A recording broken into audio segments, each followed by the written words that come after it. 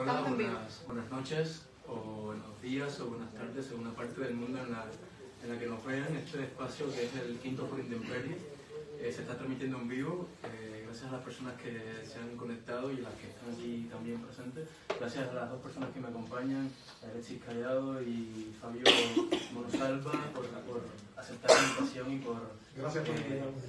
y por estar aquí. Sí. Estamos en el lugar donde se generan la información de Árbol Invertido, de Alas Tensas y ediciones de Rinde. Gracias a los equipos de estas publicaciones por invitarnos también.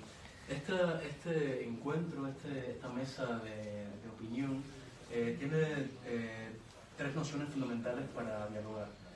Por una parte tenemos algo que podemos llamar como curaduría, por otra parte tenemos investigación y por otra parte crítica de arte, ¿no? Son como los núcleos fundamentales como los disparadores, para comenzar a transitar un camino que ya hemos dicho de manera privada anteriormente, que es proceloso, que es tumultuoso, que es muy también indefinido, y que esa su propia indefinición lo convierta en su mayor riqueza. Sí, también, sí, lo convierta en esa riqueza, ¿sí? en esa belleza también, ¿verdad?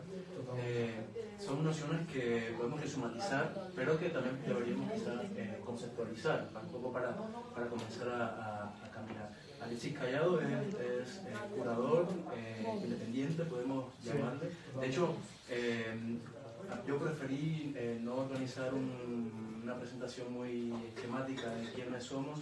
Bueno, yo soy Gabriel, si no me había presentado. Y preferí entrar a sus redes sociales y ver cómo se autonombran, ¿no? Pensando que la idea de nombrarse también es un ejercicio de poder, la idea de decir, yo quiero nombrarme de esta manera. Yo creo que los feminismos contemporáneos nos han enseñado que también deberíamos tomarla todo el tiempo. Y en el caso de Fabio, por ejemplo, se autodenomina artista en sus redes sociales. Sin embargo, hay un paréntesis, ¿no? Porque también tienes tres palabras en tu Instagram, por ejemplo, que son crear, experimentar e investigar. Yo creo que también, para establecer un paso comunicante con la mesa anterior, María decía algo que quisiera retomar, y es cómo hemos llegado aquí. Y también le traspaso esa pregunta, ¿no? ¿Cómo hemos llegado aquí y cómo ha sido nuestro camino para nombrarnos de esa manera? ¿Cómo? O sea, ¿cómo? Bueno, yo en las redes sociales me defino como curador, sí, y como art dealer también. Sí, también.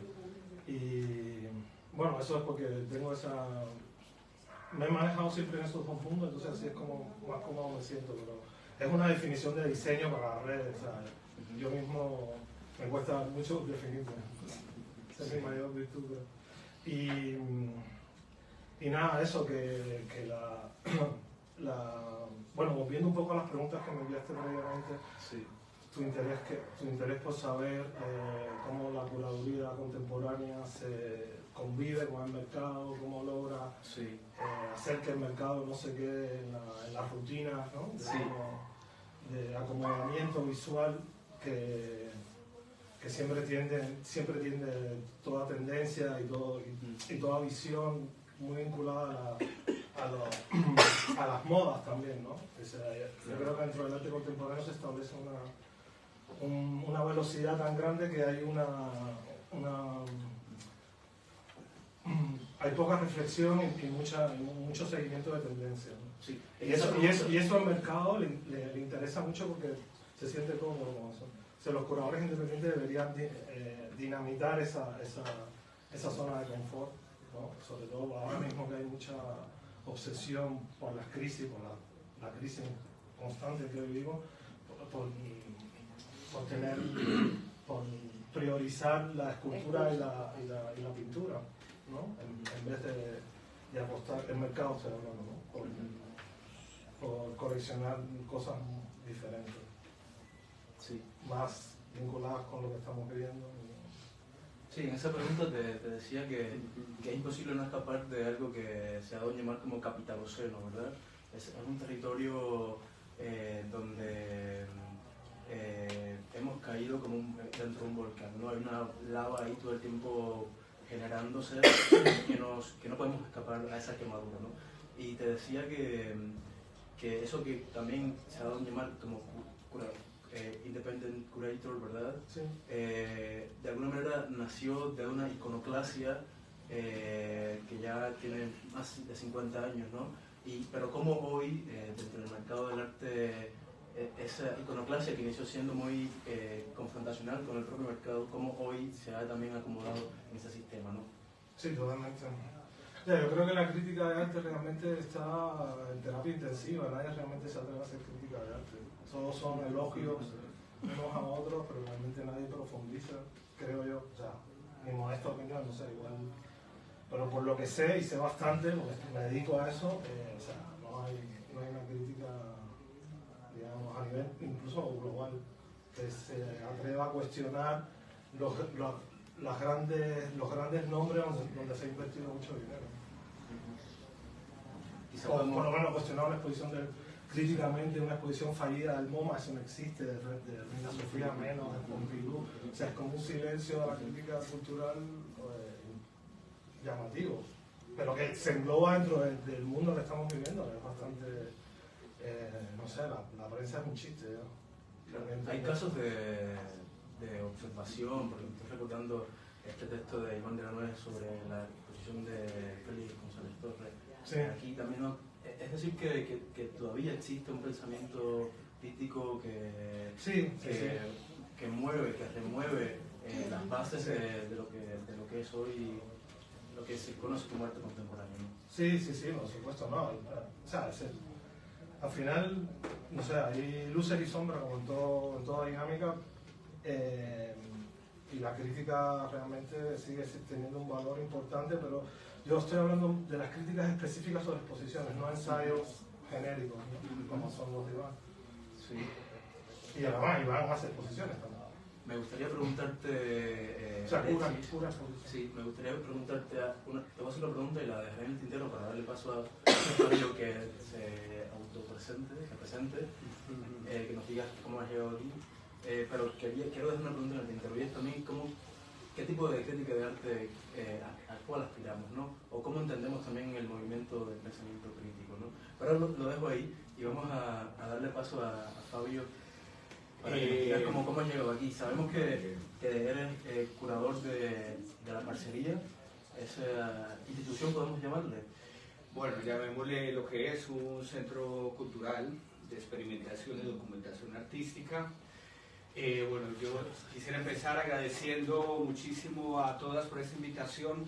Me parece que las redes del universo migrante, de los que estamos y habitamos Madrid, también estamos peleando por nuestro espacio, desde el ámbito cultural, que es un elemento fundamental para desarrollar ahí nuestras aventuras y fabular. Esa es como la propuesta o el desarrollo de investigación curatorial y artístico y cultural que intentamos llevar a cabo. Desde esa línea, pues, o desde esa propuesta, pues, ¿cómo me defino? ¿Cómo he llegado aquí? Pues bueno, me interesa el arte, soy artista, y por un interés de desarrollar una gestión cultural,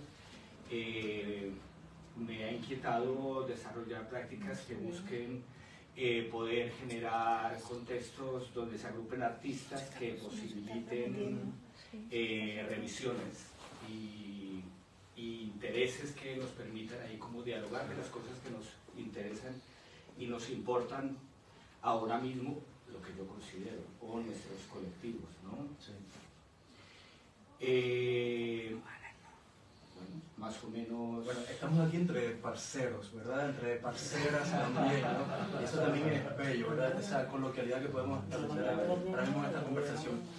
La parcería es un espacio que también pone el foco en los cuerpos migrantes, en los cuerpos subalternos. Quisiera metaforizar esa idea y preguntarte cómo en ti ha migrado también la propia noción de curaduría, ¿verdad? O de comisariado. Y si quieres saber la distinción. A ver, yo creo que viniendo de la formación que yo vengo, que es que me han educado para ser artista, y yo me comí la historia de intentar ser artista. Entonces, ¿qué es ser artista? Que pues desarmemos la película, y sobre todo en este universo curatorial y del mercado del arte.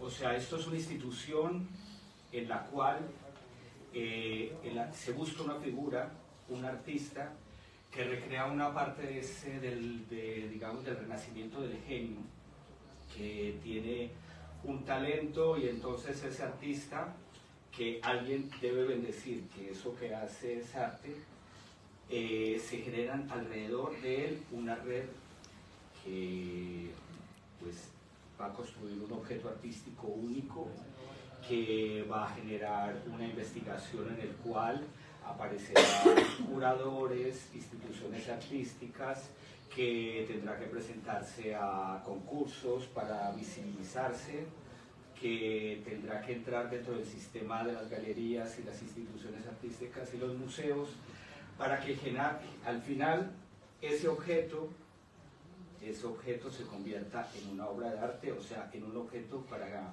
mercantilizarse, para que se venda, ¿no? Entonces, si ¿Esa es tu visión del objeto del arte? Esa es una de las visiones en las cuales yo, digamos que transito. O sea, ahí lo que tú estás haciendo es una crítica al objeto de arte como tiene que ser bendecido por las instituciones. O sea, siento que alrededor hay una industria, o sea, hay la idea del genio renacentista. Exactamente. ¿No crees que ya está en el siglo XXI superada en los creadores? Sí, pero en el mercado no, claro. Sigo pensando que en el mercado no, en las galerías no, en los museos tampoco, en las escuelas de arte tampoco. O sea, todo este conglomerado de instituciones y poderes privados y públicos, me estás diciendo que todos creen en la idea del genio renacentista. No te quedas. O sea, Reina Sofía cree en la idea del genio renacentista, el centro Georges Pompidou, la Bienal de Kinshasa cree en el genio renacentista. No te quedes en la parte anecdótica. No, es que, o sea, si tú te autoproclamas como curador, ¿no? O sea, tienes. Bueno, no sé, tú estás diciendo que eres curador o no. Yo soy investigador artístico y gestor cultural. Bueno, entonces. ¿Pero qué es lo que te molesta tanto? No, lo que me molesta es que lo que no puede. O sea, yo creo que la visión de. No puedes. Yo creo que es reduccionista. Si queremos establecer una crítica sobre algo. Primero, generalizar de esa manera tan categórica, y segundo, con una cosa que yo creo está bastante rebasada, la idea de genio. O sea, me parece a mí, no sé, igual yo estoy viviendo en una burbuja y eso es el pan de. O sea, Manuel Segarra cree en el genio, en lo artístico. ¿Puedo continuar? Sí, sí. Bueno, me gustaría que no te quedaras en la parte anecdótica, lo mencioné solo como un elemento en el cual el artista se vuelve una pieza en el cual encaja para llevar a una mercantilización del arte. Es lo único que quería comentar. Yo no creo que sea anecdótico porque primero te refieres a un periodo histórico que es el Renacimiento y a la idea de genios, que es una idea muy, muy superada por las vanguardias europeas y por todo lo que es el arte contemporáneo, me parece. No sé. De acuerdo, yo cuando pienso en un... ¿Tú estudiaste arte en Colombia? Y sí. ¿En una universidad? En una universidad. ¿Pero como artista? Sí. He hecho un doctorado en la Universidad Complutense de Madrid, también. Ay, perdón, yo creo que el tono de la mesa se estaba moviendo hacia lugares que no son el intercambio, la escucha, ¿verdad? Y yo creo que podemos escuchar y luego, ¿por qué no debatir lo que sea necesario? Y intercambiar con el público. Exacto, también. Porque yo tengo una idea de los títulos universitarios muy diferentes a lo que pueda tener alguno. Puede llegar a preguntas muy interesantes, pero que necesitamos terminar de escuchar a cada participante para hacernos un juicio. Vale, ya no hablo más. No, No, para nada. Es un espacio de libertad, un espacio de libertad. Siento que el compañero se moleste. Yo no estoy molesto por nada, te lo juro.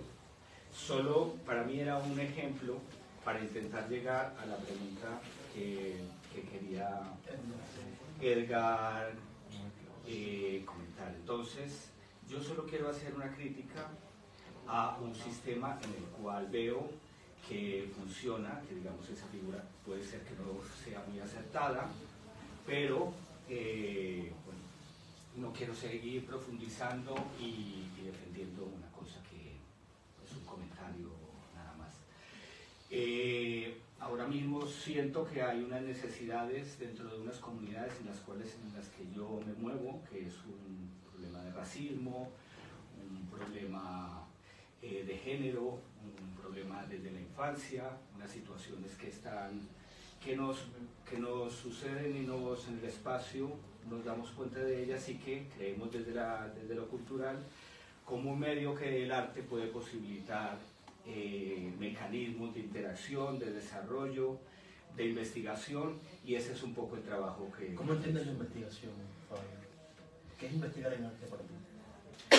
Por ejemplo, ahora acabamos de terminar una investigación en entorno, queríamos ver cómo la gráfica urbana en los barrios periféricos de Madrid, qué sucede con la gráfica urbana en los barrios periféricos de Madrid, que son los barrios obreros.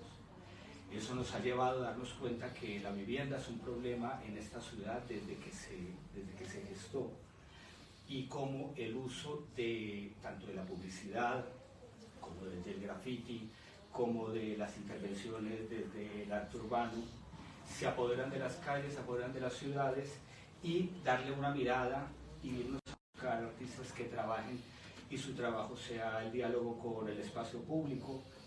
Eso lo entiendo como investigación artística, y por ejemplo se llama Mapeográfica Bitácora de Ciudad. Y en tu caso, Alexis, para ti, ¿qué significa investigar dentro de la curaduría?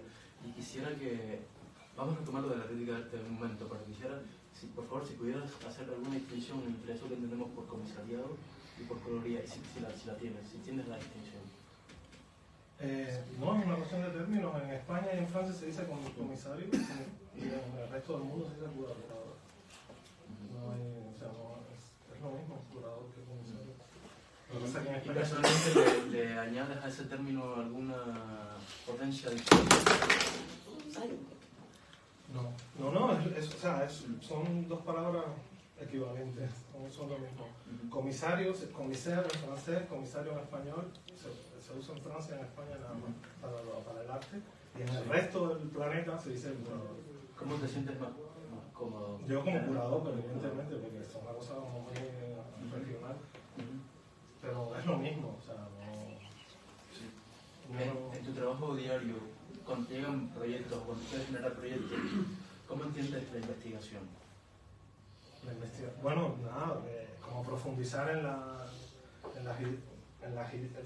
todo lo que se ha escrito sobre ese artista previamente, profundizar en las entrevistas que ha dado, sus criterios, digamos, artísticos, filosóficos, estéticos, ¿no? Y a partir de ahí voy estableciendo un diálogo, siguiendo un proceso. Yo creo que es importante como curador seguir un proceso con un artista.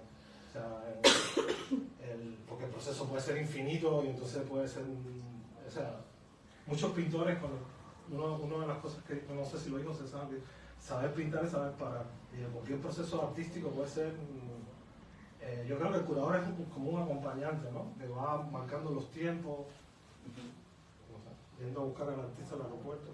Y en el caso de que como curador generas un dispositivo autónomo artístico, sí, donde el artista no sea la estrella y la estrella sea el propio dispositivo, que el artista colabore con esa idea curatorial. ¿Qué diferencias existen entre esas dos maneras de existe la figura de los curadores de estrellas, que son figuras que están muy vinculadas a los poderes tácitos de las grandes instituciones, las grandes colecciones, o sea, el mundo del arte es complejísimo, es muy mafioso, muy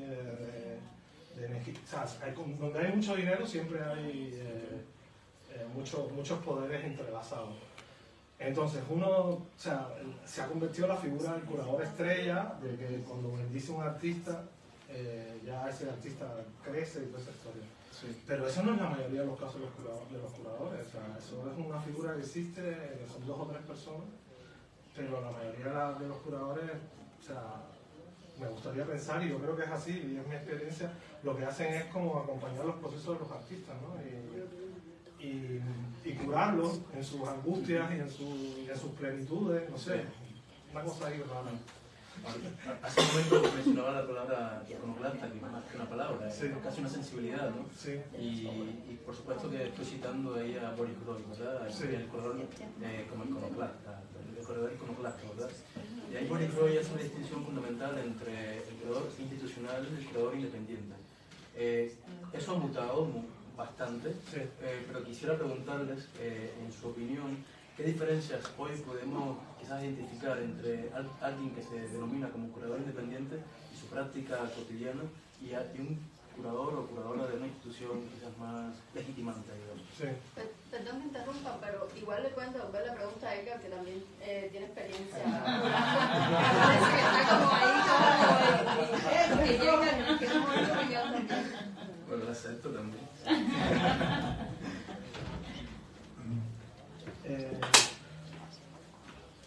Yo creo que el curador independiente tiene un poquitico más de libertad, porque no depende de una institución, y las instituciones dependen siempre de las políticas culturales de los países, en la mayoría de los casos.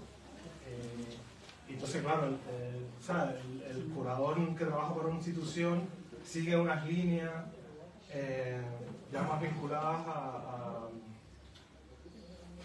al poder, al dinero público, pero ese dinero público viene de un partido político que está en el poder. Y la relación con el Ministerio de Cultura, o sea, ya te conviertes en una persona que tienes un poco menos de libertad que un curador independiente. ¿Qué piensas sobre esto, Fabio? Sí, yo creo que la situación siempre, o sea, es que condiciona, el mercado condiciona los recursos, siempre dependemos de los recursos. ¿Quiénes dan los recursos? Y a partir de quiénes dan los recursos, pues lógicamente hay propuestas, pero siempre se ha vuelto un mecanismo en el cual si eres independiente requieres de recursos que te pueden otorgar unas instituciones en las cuales tú tienes que jugar con los intereses de alguna manera, que juegas entre líneas y ya sabes que más o menos por dónde puedes ganar un presupuesto para que te permitan. Sí, yo creo que eso es un trabajo muy importante, esa cosa de saber lidiar con las instituciones como espacio independiente y hacer tu línea y como obtener lo mejor de las ayudas, pero sin ser dependiente de una línea oficial que te... Claro. Entonces esa parte, bueno, la hace difícil y es un reto siempre, sobre todo la autogestión en el área de la cultura, pues es compleja. Sí. Y no es sintomático que la formalización de la idea de muchas veces de la curaduría independiente casi mimetice lo mismo que hace un curador institucional, por ejemplo. Sí. ¿Y por qué creen que sucede? Es acomodo, tal vez. Cuando debería ser que sea más subversivo la Sí. propuesta. Sí, bueno, porque los curadores independientes también están sujetos a las ayudas, que las ayudas vienen del ayuntamiento, de la Comunidad de Madrid, que tiene sus líneas culturales, que lo bueno que pueden hacer los espacios independientes es darle un poco la vuelta y buscar la manera, es un juego, ¿no? También de poder hacer tu línea sin que se metan tanto en tu línea. Claro. Yo creo que también tendríamos que pensar qué entendemos por independiente, ¿verdad? Porque en Cuba la idea de lo independiente tiene una fijeza particular, esa cosa de estar separados a los poderes territoriales. Sin embargo, podemos ser dependientes de otros poderes. Sin embargo, hoy aquí estamos hablando de algo específico, y es una práctica, un tipo de práctica determinada, ¿no? Que es una práctica independiente, pero que no solo es independiente de unos dineros y de unas instituciones, sino también independiente de unas formas de hacer. Y eso es lo que por lo menos lo intentan. Sí, y eso es lo que muchas veces extrañamos, ¿verdad? Sí. Yo creo que hay un margen de maniobra que puedes hacer tu vida. No creo que se metan mucho en lo que vayas a proponer, en lo que programes. Claro. Sí, también es muy difícil ser totalmente, no sé si la palabra acertada sea subversivo. O sea, lo hemos visto en algunas propuestas de curadores que han traído propuestas, digamos, antirracistas. Entonces, pues la Comunidad de Madrid, por ejemplo, que es la institución que está financiando, ha obligado a decir, no, aquí no se es racista, entonces tú tienes que cambiar ese texto.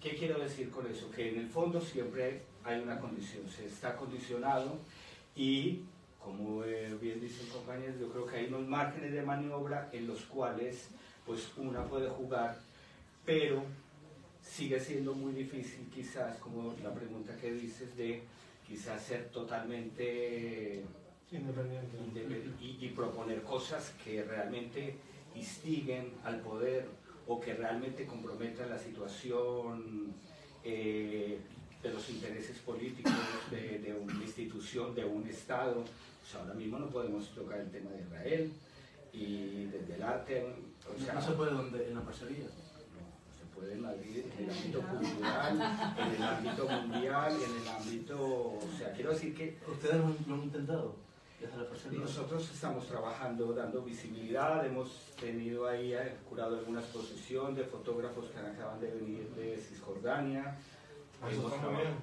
Hemos trabajado con colectivos de apoyo con El Salto, con el periódico El Salto, que también está haciendo un trabajo periodístico muy interesante en el cual está diciendo, a ver, ¿cuál es la realidad? Esto es lo que está, o sea, el uso de los términos periodísticos están hablando de una invisibilización, que los términos deben ser genocidios los reales y no como se está tratando, ¿no?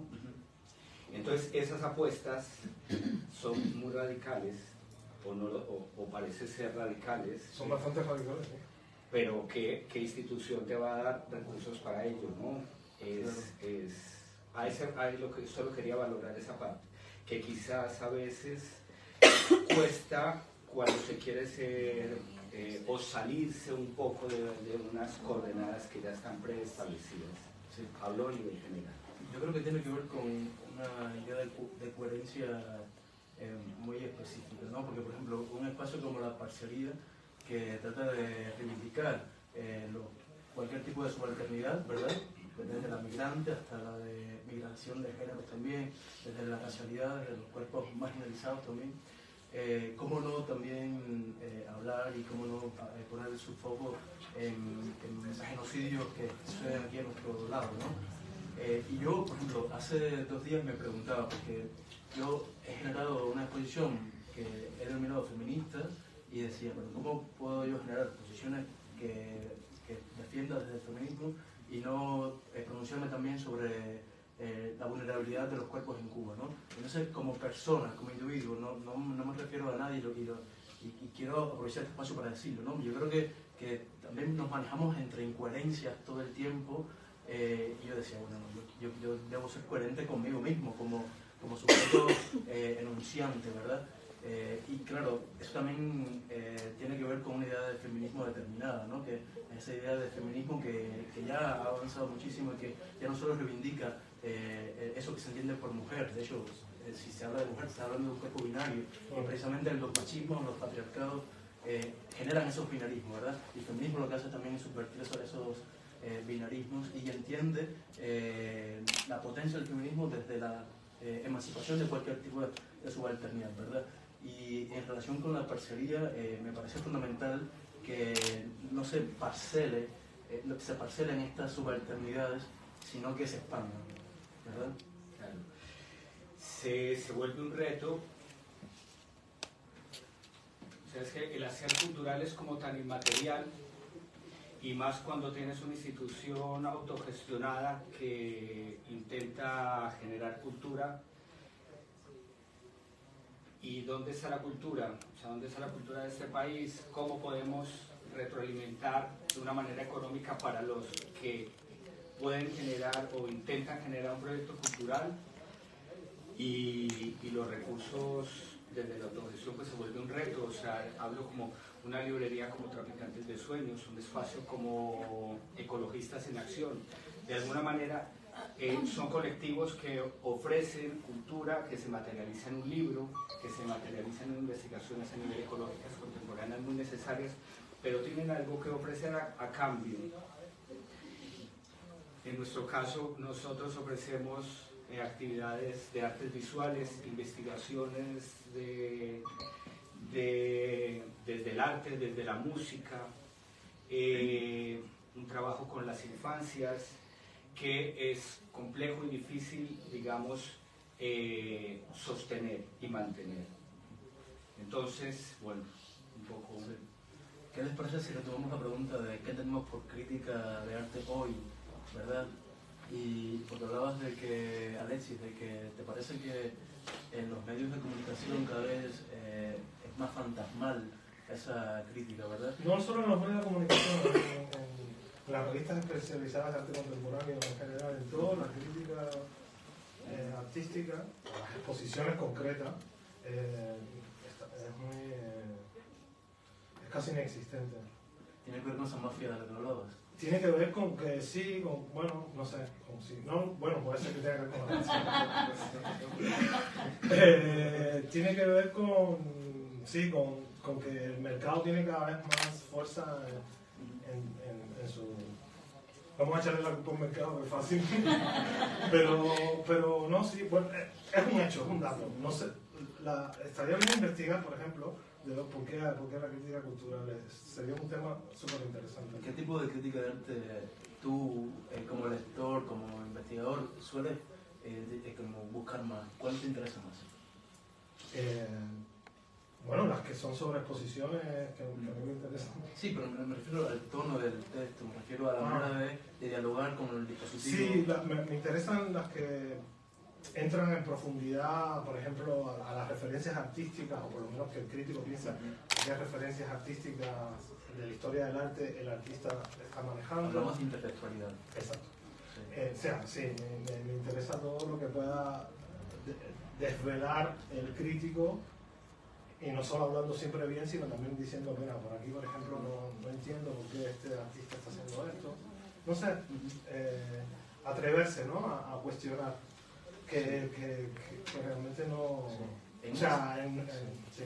En este sentido también creo, Alexis, no sé si estás de acuerdo conmigo, que estamos quizás reproduciendo una manera de entender el crítico de arte también ya algo desfasada, ¿no? En el sentido de ese crítico de arte teológico, ¿verdad? Ese crítico de arte que tiene el poder judicativo sobre una obra de arte. Pero bueno, tampoco se trata de desaparecer la profesión. No, por supuesto que no, pero a veces perdemos de vista que el primer crítico de arte es el propio artista, o la curaduría en arte también es un gesto crítico.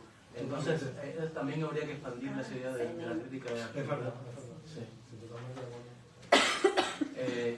Quiero también reflexionar sobre algo. Hace una semana aquí nos encontramos para hacer un programa que se llama Árbol Adentro, que está en las redes, y que me acompañó el artista Juan Toro, filósofo también. Estás aquí presente y recuerdo algo que me preguntaste cuando llegaste, ¿no?, aquí a este espacio.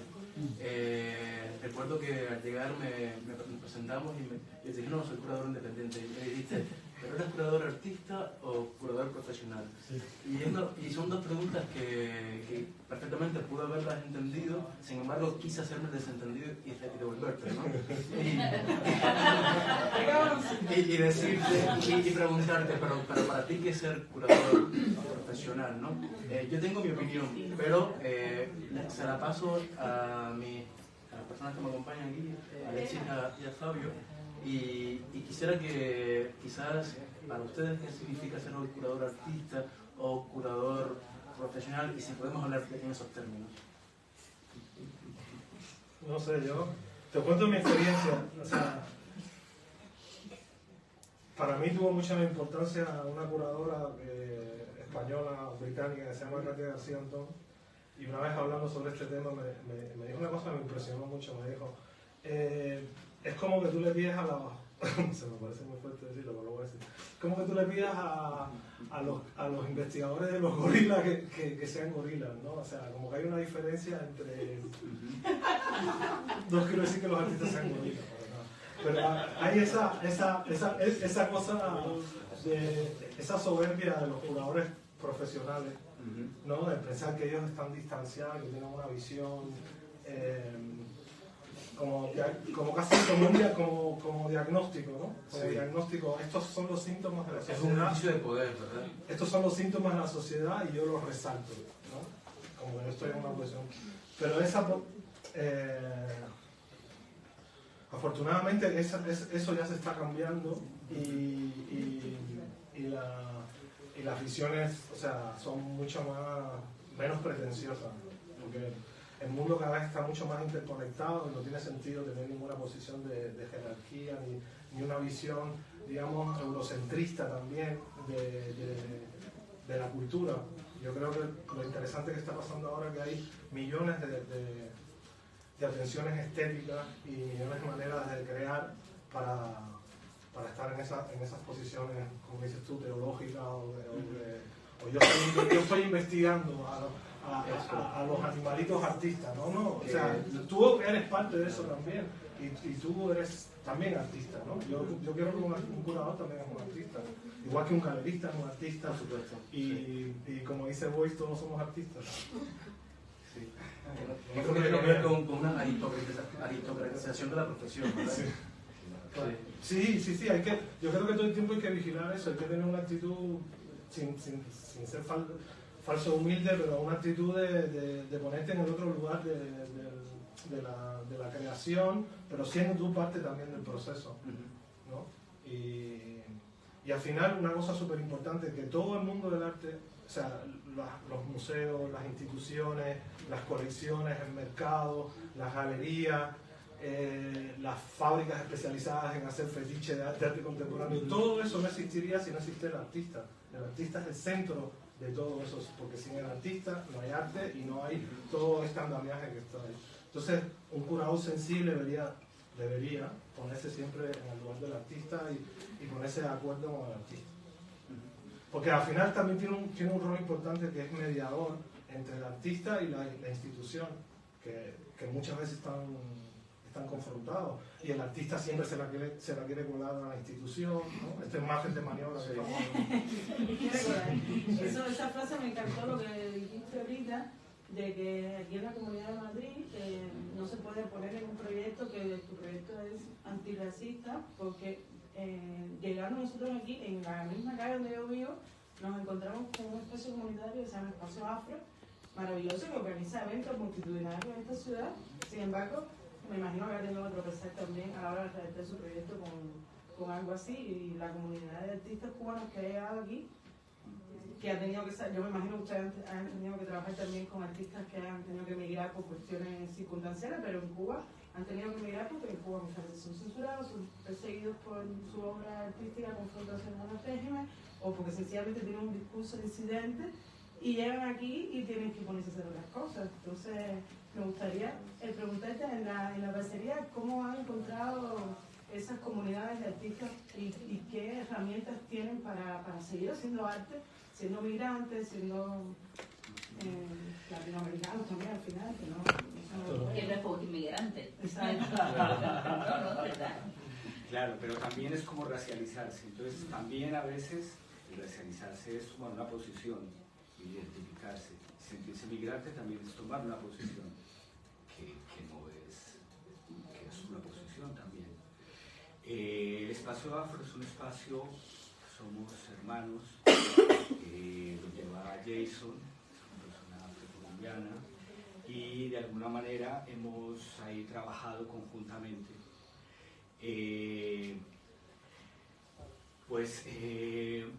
nuestras propuestas, en algunas residencias artísticas que hemos tenido, potenciamos o nos interesa mucho la parte política en el sentido de que cuestione o haga énfasis en que ponga cuestionamientos a hegemonías que están presentes y que permitan ahí como abrir inquietudes, ¿no?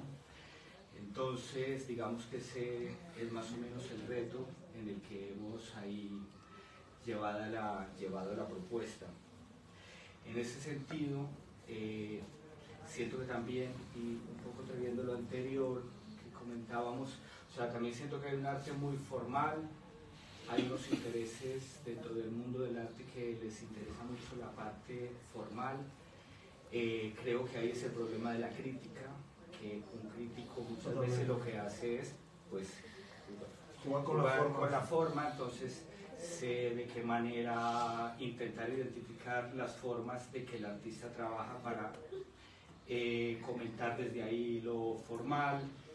Entonces quizás mi intervención empezó un poco errónea, porque yo lo que quería visibilizar es que al final todos de alguna manera tenemos una competencia dentro de esa hegemonía artística, que el curador hace una parte, el crítico hace otra, todo eso para al final generar de alguna manera un universo artístico que en el fondo se vuelve muy elitista y muy elitizado. O sea, tienes que tener unos mediadores que permitan que el arte llegue a las personas de alguna manera. Yo lo pongo en cuestionamiento y me parece inquietante, pero no pasa nada. No me excito al respecto, solo que sucede y ya está. Entonces, digamos, intentamos ser muy pedagógicos, o sea, dentro de los artistas que pasan, no solo los artistas, sino los gestores culturales que habitan o pasan, generamos también como unas entrevistas, si no lo llamaría podcast, o sea, como profundizar un poco más para conocer un poco más ese universo de las inquietudes de los artistas, que se bajen un poco de ese deseo, porque es que también la institución artística le encanta el ego del artista. Eso es maravilloso, es que eso es genial, por eso me equivoqué al decir que eso, pero realmente la firma, tenemos que encontrar un artista que, si es guapa, guapo, que haga un trabajo rompedor, pero que lo tengamos controlado, pues eso es lo que buscamos, y entre esa persona más se suba, pues mucho mejor para todo, por lo siento, un poco así. Volviendo a lo que quería decir, nos interesa procesos pedagógicos en los cuales no haya que demasiada, o sea, bajar un poco al diálogo cercano, que cualquier persona que vea la exposición pueda llevarse una pregunta, un dibujo que no haga, que tienes que tener conocimientos muy específicos del universo del arte para poder entrar en los planteamientos estéticos. Yo creo que podemos pasarle la palabra a Juan Toro, que quiere decir. Ay, Dios mío.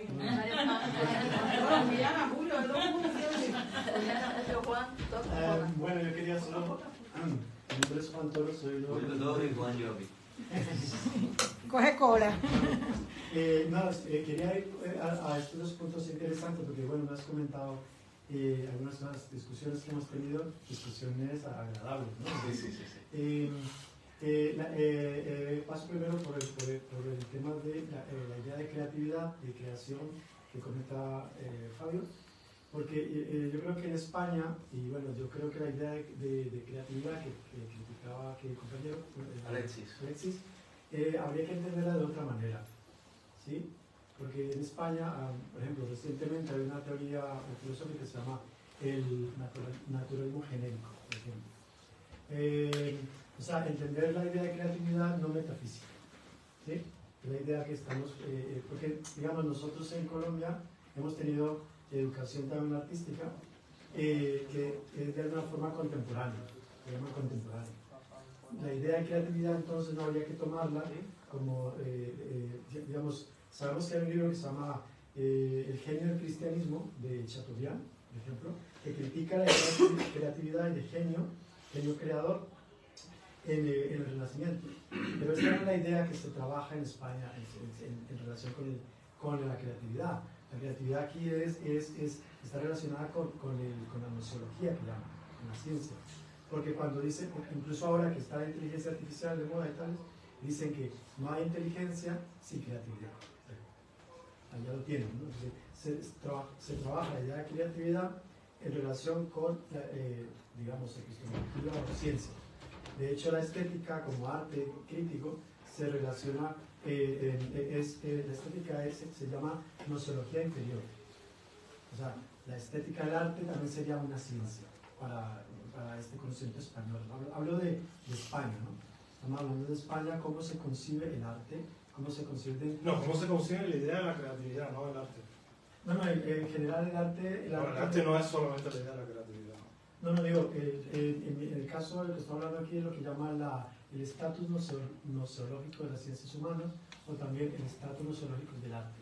O sea, ¿qué parte del arte contiene ciencia? Básicamente es lo que le interesa a muchos españoles en el seno de las universidades más importantes de España. Bueno, pero eso es la academia. O sea, yo pienso que la sociedad y la cultura no es la academia, por favor. O sea, el tejido vital, la parcería, la vida, creatividad, no tiene nada que ver con 4 o 5 pirados ahí en la academia. A estas alturas, estableciendo una visión entre la ciencia y el arte, que están unidas entre los griegos. No, eso sí se llama naturalismo genérico, es nuevo, es una cuestión que se está inclusive propagando en Latinoamérica y es muy interesante, es español, es una teoría española. Claro, no, pero porque sea una teoría española no significa que esté instaurada en la visión del arte y la creatividad en España. Vale, en todo caso lo que vamos a tener un poco más de rigor a la hora de decir las cosas. No, por eso están de las citas específicas y concretas de un asunto que sí. No, estás dictaminando cosas. No, estoy dando la cita, ya si lo creen, no. Ahora, la cuestión es esa, que en el contexto socioacadémico, sociopolítico del arte, en España incluso, la parcería se ha tenido que enfrentar.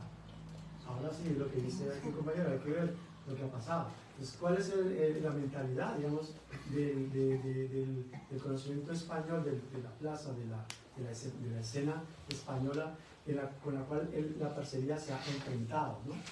Es lo que yo veo, ¿no? Porque la parcería no es un espacio, que podríamos llamarlo de muchas maneras, pero sobre todo, allí hay conocimiento contemporáneo, ¿no? Estética contemporánea y además latinoamericano, que además se aparta un poco de la idea de arte contemporáneo.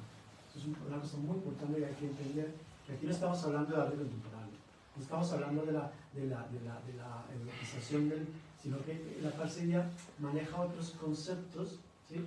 Ahora, o sea, para mí el arte contemporáneo es el arte que se hace en la contemporaneidad, tan sencillo como eso. Cualquier expresión artística, desde la más, digamos, con menos visibilidad hasta la más visible, es una expresión de la contemporaneidad y es arte. Bueno, y el arte contemporáneo no es una categoría en sí cerrada, elitista, nociva. No, ahí lo dejo para... Ahí dejo ese número en la vida. Por ejemplo, yo creo que en ese sentido hay un ensayo regular que se llama Texto Contemporáneo de George Agamben, que dice algo así como sentencioso, que lo contemporáneo es aquello que lee de manera inédita la historia, ¿verdad?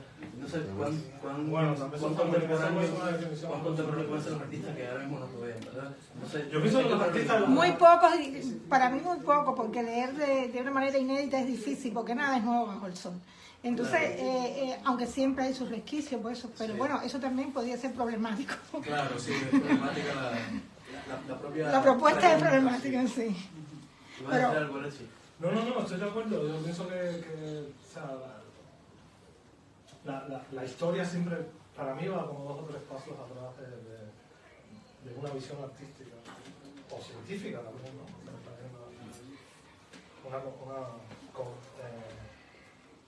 Concuerdan en muchos casos el arte y la ciencia.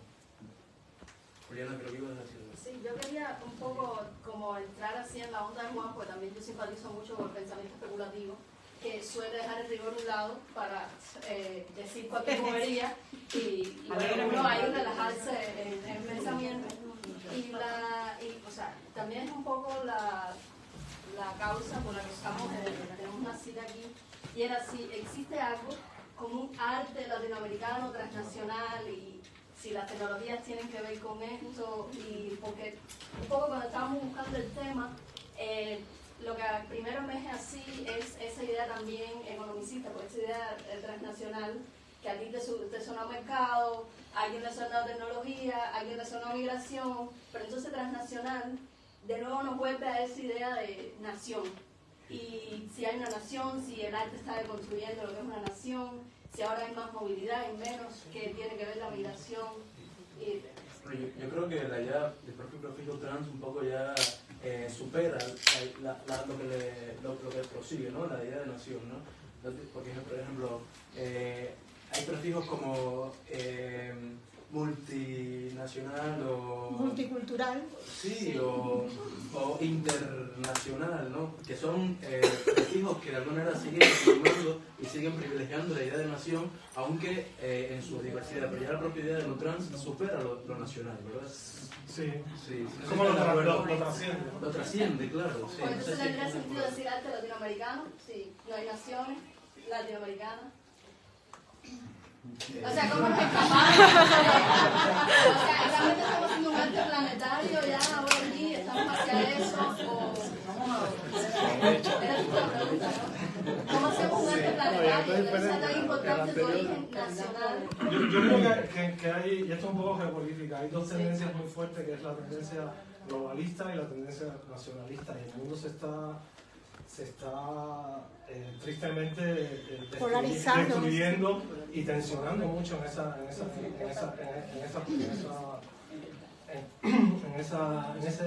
polaridad.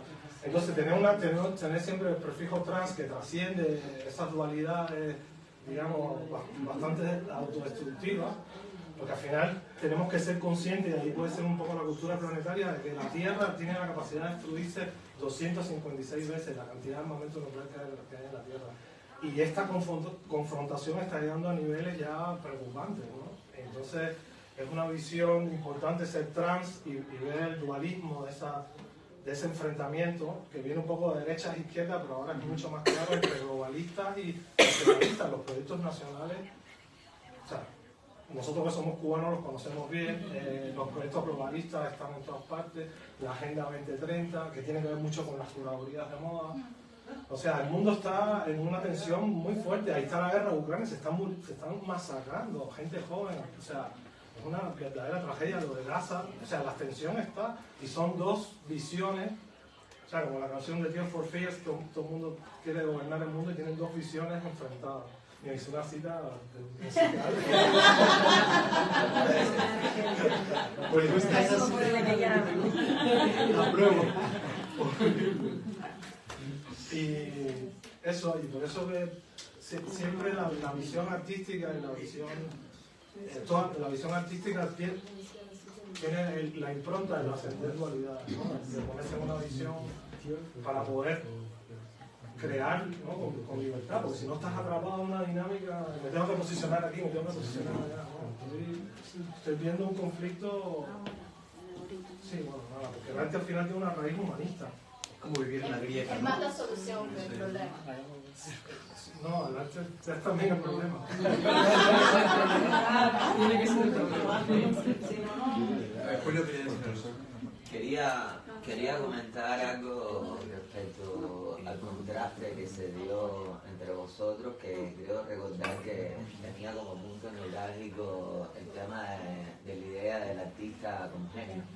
Y quiero retomarlo porque me gusta que, según entiendo ahora, minutos después, la postura de los dos refrenda algo que me parece tremendamente importante, y es que la idea del genio se debe trascender, evidentemente desde muchos puntos de vista se trascendió, afortunadamente, pero a la misma vez por lo que has dicho, no. Y es el hecho de que la idea del genio en torno al arte, que se trascienda, no quiere, lo que quiero decir es que se trascienda no quiere decir que no siga siendo instrumental para ciertos centros de poder que están ubicados en el mercado, en la política y tal. Y como siempre, en el... Sí, pues la idea del genio tiene que ver con la idea, con la idea, bueno, con la realidad que sufrimos, que es el ego, ¿no? Pero en los egos en los artistas, Vigas Luna decía que lo más difícil para un artista no es triunfar como artista, sino es fabricarte un ego súper fuerte y después destruir ese ego, porque si tú no destruyes ese ego termina comiéndote de ti, ¿entiendes? O sea, Y ese es un gran dilema con la idea de genio. ¿No? Exacto, yo creo que tú tienes que construir un nuevo súper fuerte. Le pasa a todo el mundo. Le pasa a todo el mundo porque la sociedad está basada en esa visión narcisista y egocentrista, y el mundo del arte no es ajeno a eso. Exacto, el mundo del arte tiene un lugar privilegiado en ese sentido con una cuestión eminentemente mediática, pero eso no quiere decir que... crítica también, porque mediática es crítica para mí en este sentido, pero eso no quiere decir que ese conflicto con el ego no habite en el obrero, en el prostituto o prostituta, que no habite en exactamente, no, en cualquier persona que es una manera de decir trabajar sexualmente, cualquier persona que genere los fundamentos de su supervivencia a partir de lo que sabe hacer, sea un carpintero, sea un artista o se prostituya, es una persona que potencialmente su ego se infla, ¿no? Pero para cerrar la idea un poco, yo agradezco mucho que se haya dado ese contraste independientemente de la sutil tensión. Porque de lo que habla es de que es verdad que la idea del genio no está neutralizada del todo, pero al menos está en discusión, y lo importante es que esté en discusión desde cualquier frente, porque hace falta la independencia. Ustedes, lo que yo me atrevería a decir que tienen en común es que son independientes, tú como curador o lo que sea, y tú como creador o lo que sea. No, porque no voy a abrir esa ventana, si estoy aquí, me siento Windows 3.11.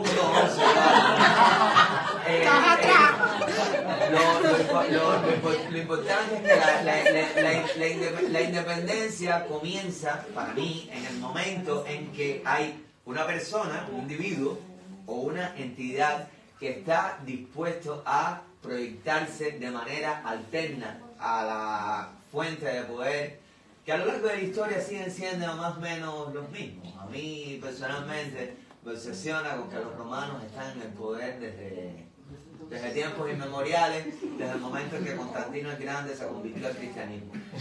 Que se convirtiera en cristianismo simplemente lo que hizo fue que se instaló otro software que poco a poco fue customizando el hardware. ¿No? En ese sentido, el poder sigue... Y las claves del software siguen estando en el Vaticano. Exacto. Es lo mismo que decir que siguen estando en Pompeya. No, porque acuérdate que la Iglesia Católica es apostólica y romana.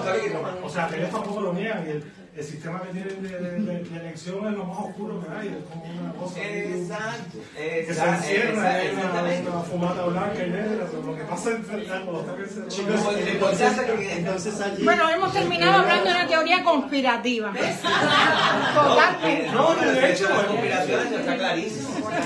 No, pero allí le doy la razón entonces a Fabio cuando él decía que una conspiración. Yo le doy la razón. Yo soy uno de los beneficiados de esa conspiración parcial. Y sí me doy la razón a él en ese asunto de que se promueve la idea del genio en el mundo del mercado del arte. Eso es lo que quería decir, ¿verdad? Bueno, yo realmente creo que es una manera errónea de no entremos, sigamos ahí, me parece bien para neutralizar esto. Quisiera aportar una cosa que sí me interesa o nos interesa mucho, y es como las prácticas artísticas comunitarias o de contexto, que son unas prácticas que ya no hay que hacer objetos artísticos, que no es un artista sino son colectivos, son propuestas que no tienen que estar mediadas por los museos o las galerías, sino que surgen y se proponen en otros espacios que son efímeros. Entonces, bueno. En Cuba también tenemos una tradición bastante importante de ese tipo de dispositivos artísticos, ¿no? Desde lo pedagógico hasta las derivas que son situacionistas, pero que se ha ido también juntando muchísimo, ¿no? Hay una tradición de de la no objetualidad del dispositivo artístico, ¿verdad? Elena quería decir algo. Sí, pero yo creo que lo has anotado brevemente ahora. O sea, yo conozco la parcería. ¿Qué? ¿No puedes escuchar si solo mi voz? Conozco la parcería, conozco la práctica que hacen desde allí. También soy de alguna manera curador independiente. Entonces, la mesa ha sido muy interesante para mí, de alto contraste definitivamente, pero porque me ha permitido confrontar, yo creo de alguna manera, mi visión de la crítica del arte está en construcción, como yo mismo estoy en construcción con mi juventud quizás, pero yo creo que hay que encontrar una media altura entre esa ausencia de la crítica del arte que está agonizante de alguna manera, y lo comparto totalmente contigo, y también con esta idea de la crítica o la gestión cultural como actuando en la sociedad. Por ejemplo, yo siento que la parcería es un espacio como Madrid, donde definitivamente hay una visión colonizante sobre el artista, sobre, por ejemplo, yo como mujer, como artista, como cubana, la he sentido sobre mí. Y yo siento que ese tipo de prácticas ayuda, es como una contranarrativa a la que se puede generar desde Madrid. O sea, la visión que ellos tienen del arte latinoamericano, de nuestros bailes, de nuestra cultura. Yo siento que la parcería, a través de los talleres, de las prácticas que ustedes sostienen allí, se están adueñando de esa narrativa, y es como no vamos a dejar que alguien lo ponga sobre nosotros. No va a ser el marketing, no va a ser la comisaría de la Comunidad de Madrid, vamos a ser nosotros mismos quienes vamos a abrir esas prácticas, y si ustedes quieren, participen, ¿no? Y yo creo que ese posicionamiento es sin duda político y es crítica del arte de alguna manera también en medio de Madrid, que no podemos olvidar que, o sea, yo siento el peso de la colonización y el mercado del arte todos los días desde que me fui a Cuba. O sea, mi producción va a tener que cambiar para siempre. Y yo siento que es un espacio que está ensayando la libertad de alguna manera, y si hacemos un poquito de eso, está muy bien. ¿Alguien más quiere decir algo? Lager y música. Bueno, gracias Alexis, gracias